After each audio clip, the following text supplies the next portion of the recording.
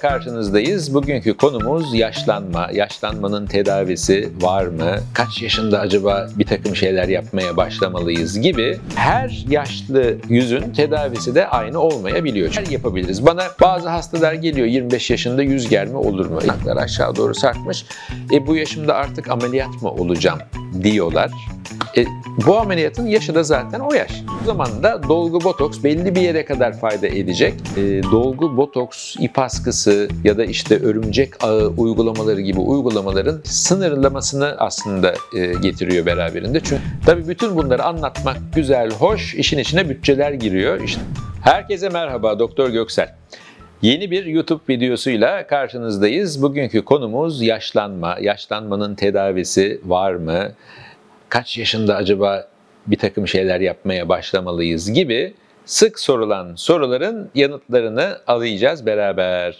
Cilt altı bağ dokunuzun ne kadar sıkı olup olmamasıyla, genetik yapınızın, cildinizin ne kadar esnek olup olmamasıyla ilişkili olarak yer çekimine yenik düşmeye başlıyoruz. Aslında olay sadece yer çekimi de değil. Dokular tabii ki yer değiştiriyor. Yanağımız eskiden buradayken yavaş yavaş aşağı doğru inmeye başlıyor. Bir yandan da hacim kaybetmeye başlıyoruz. Çünkü yanağınızı, kaşınızı, yumuşak dokunuzu yerinde tutan aslında kemikle olan bağlantıları. Yani buradaki kemiğiniz ne kadar çıkıntılıysa ve ne kadar bağlar sıkıysa yerinde o kadar kolay kalıyor. Sadece bağların gevşemesi ve yer çekimi değil, bu kemiğin hacim kaybetmesi, yağların hacim kaybetmesi de olayın başka bir yüzü. Artık yaşla beraber buradaki elmacık kemiğiniz, burun kemikleri dahil olmak üzere eskisi kadar çıkıntılı durmuyorlar ve hacim kaybediyorlar. Hacim kaybettikçe onun üzerindeki yumuşak doku da kolayca kendisini aşağı doğru bırakıyor. Durum böyleyken her yaşlı yüzün tedavisi de aynı olmayabiliyor. Çünkü kimimizde kemik son derece çıkıntılı, elmacık kemiklerimiz yerinde, işte çenemiz yerinde, alnımız yerinde, yumuşak doku daha az bırakmış ama gene de yaşını belli ediyor. Nasıl belli ediyor acaba bu kişi? Yağ dokusu hacim kaybetmiş oluyor, yumuşak dokusu hacim kaybetmiş oluyor. Şimdi neler yapabiliriz? Bana bazı hastalar geliyor, 25 yaşında yüz germe olur mu? Şimdi 25 yaşının tedavisi yüz germe ameliyatı değil aslında. Çünkü çoğunlukla o yaşlarda bu bahsettiğim hacim kayıpları olmamış oluyor. Cilt ne kadar gevşek olursa olsun kendisini bırakmamış oluyor. O yaşlarda aslında bir takım önlem tedaviler, işte daha kolay ofis uygulamaları, dolgu, botoks gibi uygulamalar çoğunlukla yeterli oluyor. Tabii ki yeterli hacim yoksa yüzde implantlar, kemik cerrahileri, yumuşak doku cerrahileri, yağ enjeksiyonları gene genç yaşlarda 25-35 yaş arasında olabilecek yöntemler arasında. Çünkü sizi güzel yapan sadece genç gözükmeniz değil, yüzünüzdeki denge. Yani bir çenede eksiklik varsa, elmacık kemiklerinde eksiklik varsa bunların tedavileri hacim kazandırılarak yapılabilir ve bunun belli bir yaşı yok. Yani artık 25 yaşında çok gencim, ben çeneme müdahale yaptırmam gibi bir şey söz konusu değil. Genetik yapınız, yüz yapınız bizi yönlendiriyor.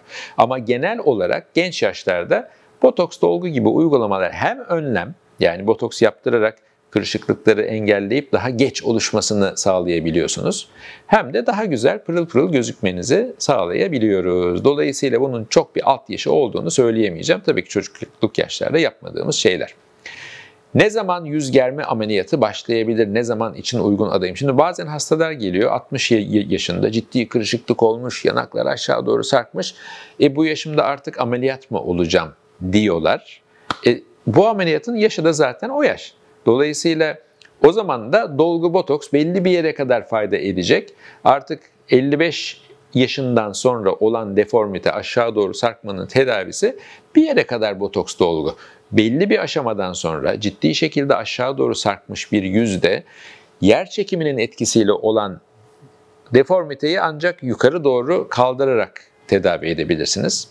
Çok ağır yüzlerde, yanaklı yüzlerde askı yöntemleri çok uygun olmayabilir ama belli bir yere kadar o ip askılarıyla da yanak yukarı alınabilir. Yaşlanmanın etkisi biraz daha az gösterilir hale getirilebilir. Benim önerim nedir? Genç yaşlarda dolgu ve botoks uygulamaları son derece yerinde. Orta yaşlarda kaybettiğimiz hacmin yerine konması için yağ enjeksiyonları, dolgu uygulamaları, kök hücre enjeksiyonları ve bunun yanında cildinizin özellikle bakıma ihtiyacı olduğunu düşünürsek mezoterapi uygulamaları, amino asitler, vitaminler, hyaluronik asit ve botoks karışımlı mezoterapiler son derece pırıl pırıl etki oluşturabilir. Cila gibi düşünün bütün bunlar sağlandığında. Ama hepsinin aslında yeri ayrı, çünkü herkesin deformitesi ayrı. Belli bir yaş grubundan sonra ise 50'li 60'lı yaşlardan sonra artık yanakların aşağı doğru sarkması, burada buldokların oluşması, burada gıdının oluşması, dolgu, botoks, ip askısı ya da işte örümcek ağı uygulamaları gibi uygulamaların sınırlamasını aslında getiriyor beraberinde. Çünkü istediğiniz kadar hacim kazandırın, aşağı doğru sarkmış olan dokuyu yukarı doğru çekme şansınız yok. Dolayısıyla daha ileri yaşlarda, yani 50'li 60'lı yaşlardan sonra da yüz germe ameliyatlarını konuşmaya başlıyoruz.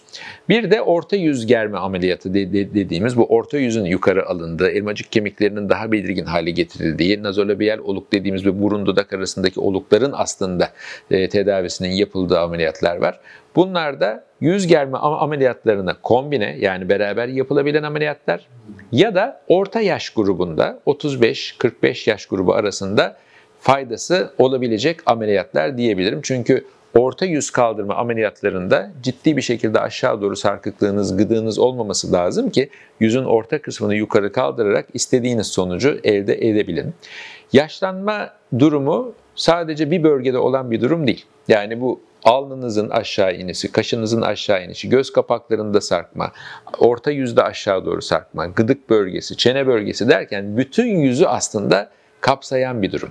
Dolayısıyla tek bir cerrahi işlem, sadece kaş kaldırma, sadece orta yüz, sadece bir bölgedeki sorunu çözüp diğer bölgedeki sorunu çözmediği için tam istediğimiz sonucu ortaya çıkartmayabilir çoğu zaman.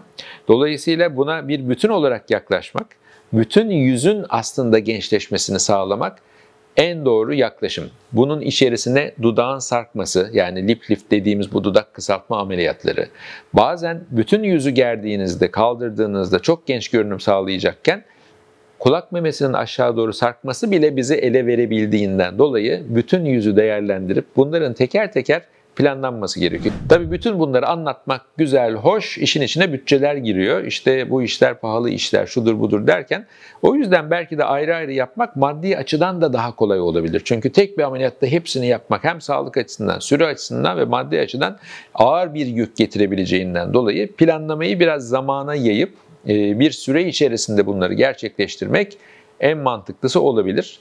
Bütün bunları yaptık. Botokstan kurtulabiliyor muyuz? Gene kurtulamıyoruz. Çünkü o ince kırışıklıklar gene botoks isteyecektir. Bunu da hemen satır altı, satır arası söylemekte fayda var.